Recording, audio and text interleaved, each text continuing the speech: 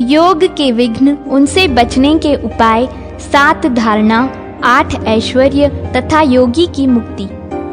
दत्तात्रेय जी कहते हैं, आत्म साक्षात्कार के समय योगी पुरुष के समक्ष जो विघ्न उपस्थित होते हैं उनका संक्षेप में वर्णन करता हूँ, सुनो। उस समय वह सकाम कर्म करना चाहता है और मानवीय भोगों की अभिलाषा करता है।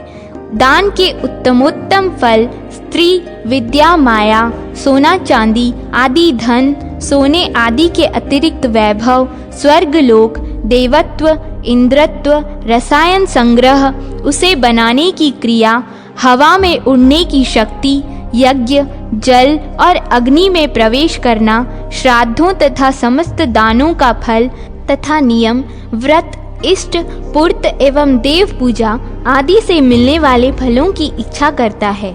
जब चित्त की ऐसी अवस्था हो तो योगी उसे कामनाओं की ओर से हटाए और परब्रह्म के चिंतन में लगाए। ऐसा करने पर उसे विघ्नों से छुटकारा मिलता है। इन विघ्नों पर विजय पा लेने के बाद योगी के सामने फिर दूसरे सात्विक, राजस और तामस विघ्न उपस्थित होते हैं। प्रातिभ, श्रावण, दैव, भ्रम और आवर्त, ये 5 उपसर्ग योगियों के योग में विघ्न डालने के लिए प्रकट होते हैं। इनका परिणाम बड़ा कटु होता है। जब संपूर्ण वेदों के अर्थ, काव्य और शास्त्रों के अर्थ, संपूर्ण विद्याएं और शिल्प कला आदि अपने आप योगी की समझ में आ जाए तो प्रतिभा से संबंध रखने के कारण वह प्रातिभ उपसर्ग कहलाता है।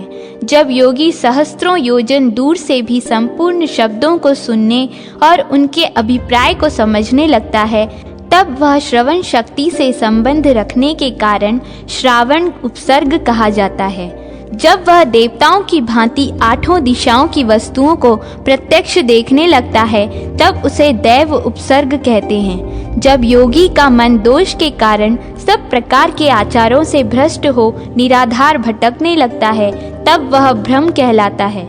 जल में उठती हुई भंवर की तरह जब ज्ञान का आवर्त सब और व्याप्त होकर चित्त को नष्ट कर देता है, तब वह आवर्त नामक उपसर्ग कहा जाता है। इन महाघोर उपसर्गों से योग का नाश हो जाने के कारण संपूर्ण योगी देवतुल्य होकर भी बारंबार आवागमन के चक्र में घूमते हैं। इसलिए योगी पुरुष शुद्ध मनोमय उज्ज्वल कंबल ओढ़कर परब्रह्म परमात्मा में मन को लगाकर सदा उन्हीं का चिंतन करें। पृथ्वी आदि 7 प्रकार की सूक्ष्म धारणाएं हैं जिन्हें योगी मस्तक में धारण करे। सबसे पहले पृथ्वी की धारणा है। उसे धारण करने से योगी को सुख प्राप्त होता है। वह अपने को साक्षात पृथ्वी मानता है, अतः पार्थिव विषय गंध का त्याग कर देता है। इसी प्रकार वह जल की धारणा से सूक्ष्म रस का, तेज की धारणा से सूक्ष्म रूप का, वायु की धारणा से स्पर्श का तथा आकाश की धारणा से सूक्ष्म प्रवृत्ति तथा शब्द का त्याग करता है। जब अपने मन से धारणा के द्वारा संपूर्ण भूतों के मन में प्रवेश करता है, तब उस मानसी धारणा को धारण करने के कारण उसका मन अत्यंत सूक्ष्म हो जाता है। इसी प्रकार योग वेत्ता पुरुष संपूर्ण जीवों की बुद्धि में प्रवेश करके परम उत्तम सूक्ष्म बुद्धि को प्राप्त करता है और फिर उसे त्याग देता है। अलर्क, जो योगी इन 7 सूक्ष्म धारणाओं का अनुभव करके उन्हें त्याग देता है, उसको इस संसार में फिर आना नहीं पड़ता।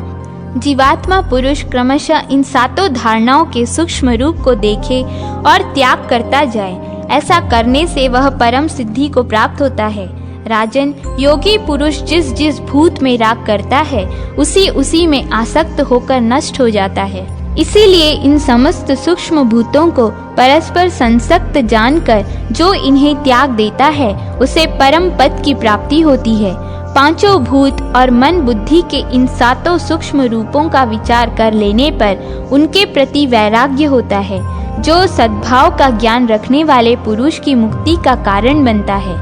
जो गंध आदि विषयों में आसक्त होता है, उसका विनाश हो जाता है और उसे बारंबार संसार में जन्म लेना पड़ता है। योगी पुरुष इन 7 धारणाओं को जीत लेने के बाद यदि चाहे तो किसी भी सूक्ष्म भूत में लीन हो सकता है।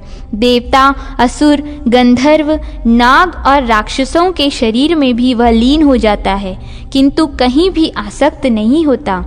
अणिमा, लघिमा, महिमा, प्राप्ति, प्राकाम्य, ईशित्व, वशित्व और कामनावसायित्व, इन 8 ईश्वरीय गुणों को जो निर्वाण की सूचना देने वाले हैं, योगी प्राप्त करता है। सूक्ष्म से भी सूक्ष्म रूप धारण करना अणिमा है और शीघ्र से शीघ्र कोई काम कर लेना लघिमा नामक गुण है। सबके लिए पूजनीय हो जाना महिमा कहलाता है। जब कोई भी वस्तु अप्राय न रहे तो वह प्राप्ति नामक सिद्धि है। सर्वत्र व्यापक होने से योगी को प्रकाम्य नामक सिद्धि की प्राप्ति मानी गई है। जब वह सब कुछ करने में समर्थ ईश्वर हो जाता है तो उसकी वह सिद्धि ईशित्व कहलाती है। सबको वश में कर लेने से वशित्व की सिद्धि होती है। यह योगी का 7वां गुण है, जिसके द्वारा इच्छा के अनुसार कहीं भी रहना आदि सब काम हो सके, उसका नाम काम वसायित्व है। ये ऐश्वर्य के साधनभूत 8 गुण हैं।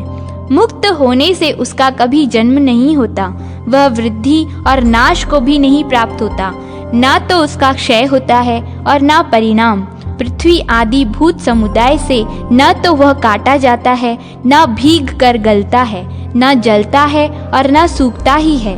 शब्द आदि विषय भी उसको लुभा नहीं सकते, उसके लिए शब्द आदि विषय हैं ही नहीं।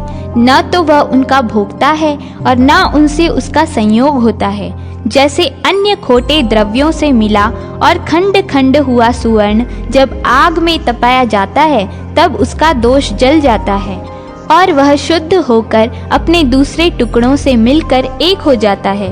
उसी प्रकार यत्नशील योगी जब योगाग्नि से तपता है तब अंतःकरण के समस्त दोष जल जाने के कारण ब्रह्म के साथ एकता को प्राप्त हो जाता है। फिर वह किसी से पृथक नहीं रहता।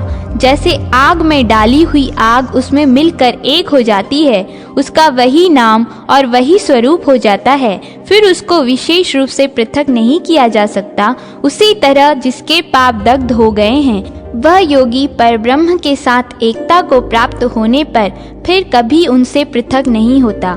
जैसे जल में डाला हुआ जल उसके साथ मिलकर एक हो जाता है, उसी प्रकार योगी का आत्मा परमात्मा में मिलकर तदाकार हो जाता है।